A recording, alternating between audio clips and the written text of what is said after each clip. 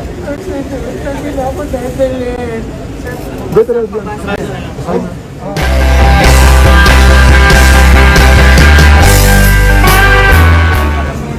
Ano gusto niyo, ma'am? Request Basahin ko pa to? Yes, yung patient, sir.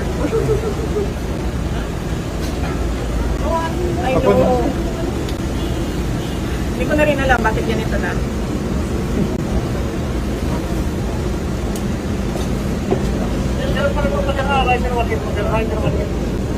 So may assisting physician. May gusto na ito. Meron talaga. May facility. Kinlose nila, sir. Kinlose. Ayaw mo talaga ayaw mo Design siya. yung ambulance yun.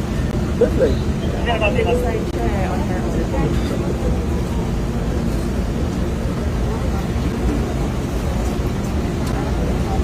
Pwede mo kami mag-request ng cameras. Ano daw?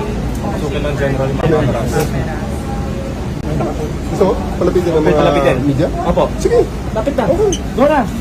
Go, go, go. Double time, double time. Ding! I-release mo, media. Release, release, release, release, release. Go. Go na, sabi ni General. Lapit na. Si General lang nagsabi. Ayaw ng hospital. Hindi Ayaw ng hospital. Hanggang dyan lang naman yung camera eh. Ayaw ng hospital. Hanggang dyan lang sa inyo. Huwag nyo lang i-block yung side ng camera. Alis na lang dito ang mga kwan para makita Hanggang ng dyan lang. Para camera. makita ng camera. Sige mo. I-clear natin ito yung para makita ng camera.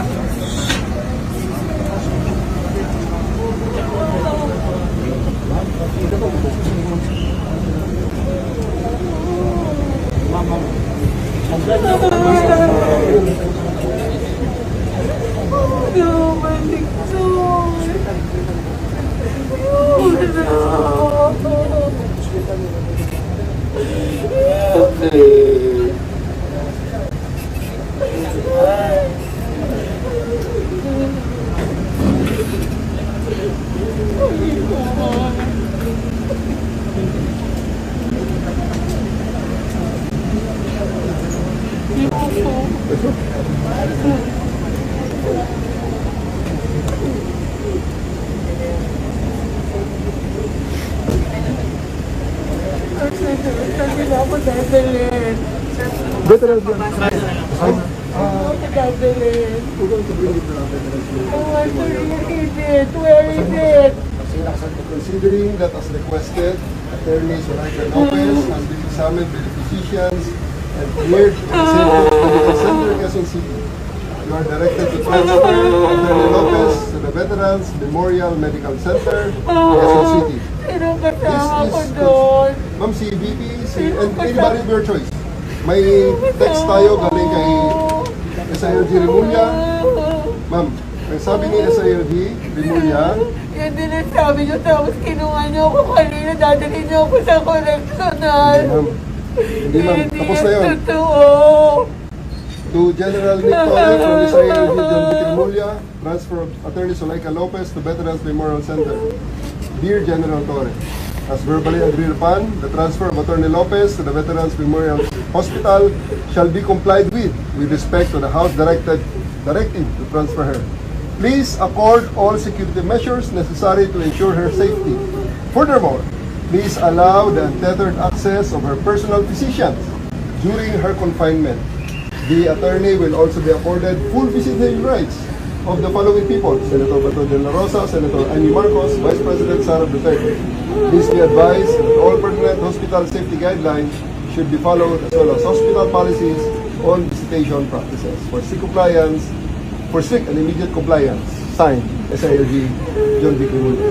Ma'am, assurance yun. I don't need your assurance anymore. That's what they told me in the house. And look where it brought me.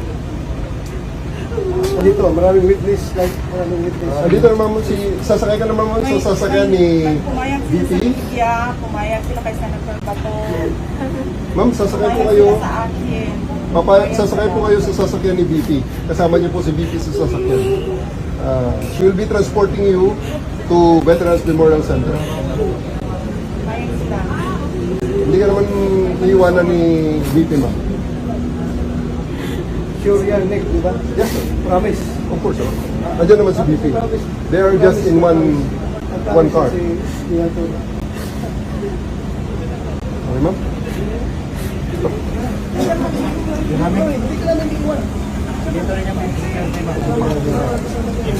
Padaan mo na, padaan na. Bibigyan na ng magandang ano dyan. Padaan na, padaan na.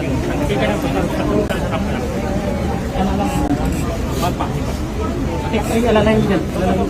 VP, baka ma'am, paano ma'am? Paano?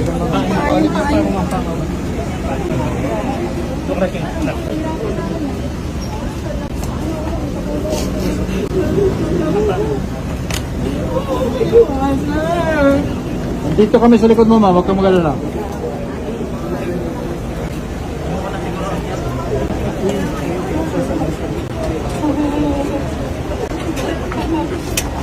Muna ako ha. Next.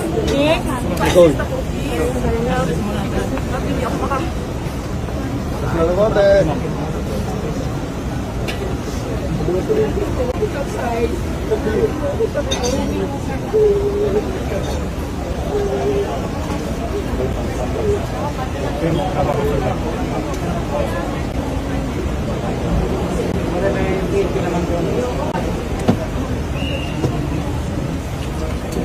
Walay mo, walay. Dino.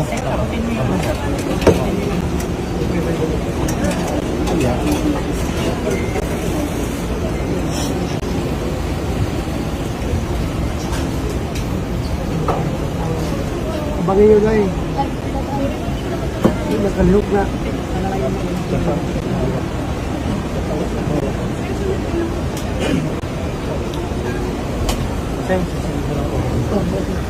Double order! Tama na, sir. Hindi ka naman muna pag sinabi ka. Huwag ka na bumida! Huwag ka na bumida, sir!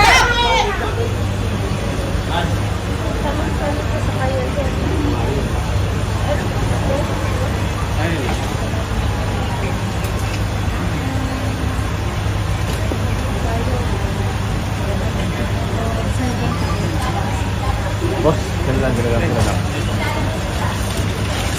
Tayo. Ano na, atraso lang, please.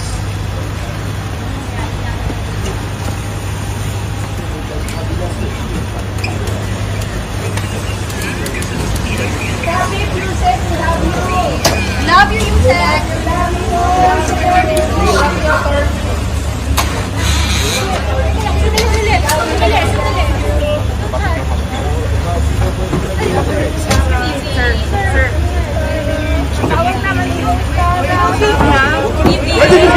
Ano ba? Excuse me! Nandiyan yung video! Hindi niyo ko ba nakita yun? Hindi niyo nakita yun? Sir, hindi ito suspect, hindi ito convict. Ma'am, dadalhin po namin sa St. Luke. Hindi. Kanina, sinabihan kayo sa St. Luke. Dinala niyo Hindi dito. ko po alam. Ibang driver po yun. Naku, sir. Hindi. Ibang driver po yun. Hindi, sir. But you did what you did before. Huwag mo din sagutin, Vice President yan. Video. Huwag, sir. Vice President yan. Asan yung abogado nila ito?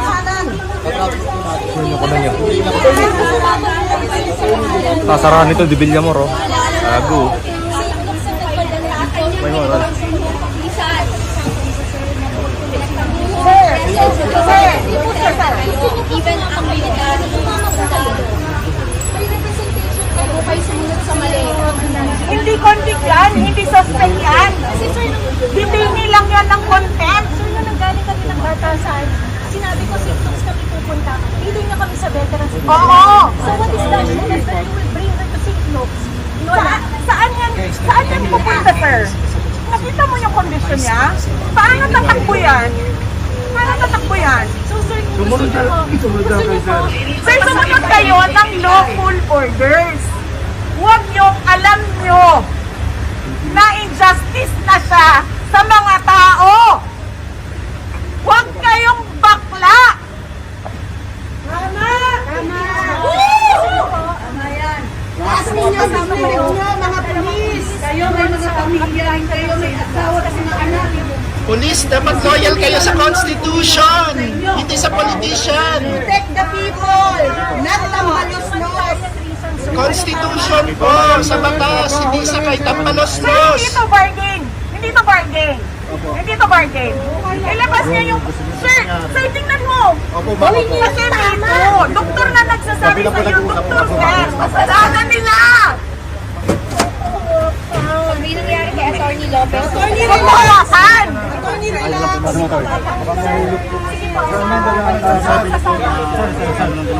Kami na lang magsusugod sa ospital. Sige po, doktor ang masusunod dito, hindi pulis. Tony, relax. Doktor ang masusunod. Kailangan dyan. Oo nga. Major problem to eh. Back off, police! Police, back off! Back off! Police! Ambulansa niyo kami. Anxiety yung tao. Pwedeng mag-heart attack yan. Doon na, doon na. Ako na. Kami na magsusugod. Atras kayo. Atras po tayo. Lilipat tayo. Nagagalit si Tito. Huwag niyo isa na may tama. Kami na lang. Hindi naman sisisi yung mga pulis kasi na alam niyo, Makakatakbo. Hindi na makakatakbo. pero muntik maingit eh.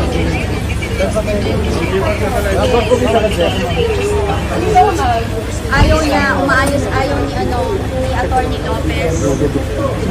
Umalis siya. Lawful order. Tama na, sir. Hindi ka naman muna pag sinabi ka ng Huwag ka na bumida. Huwag ka na bumida, sir. Police, back off! Please, back off. Dahil yung mukha na yan.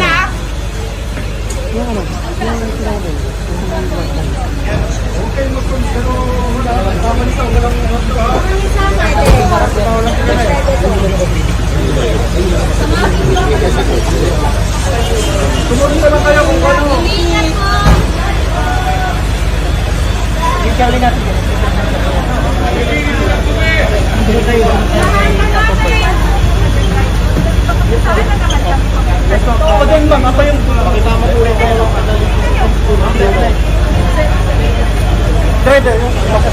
Sa ibang una, tayo naman.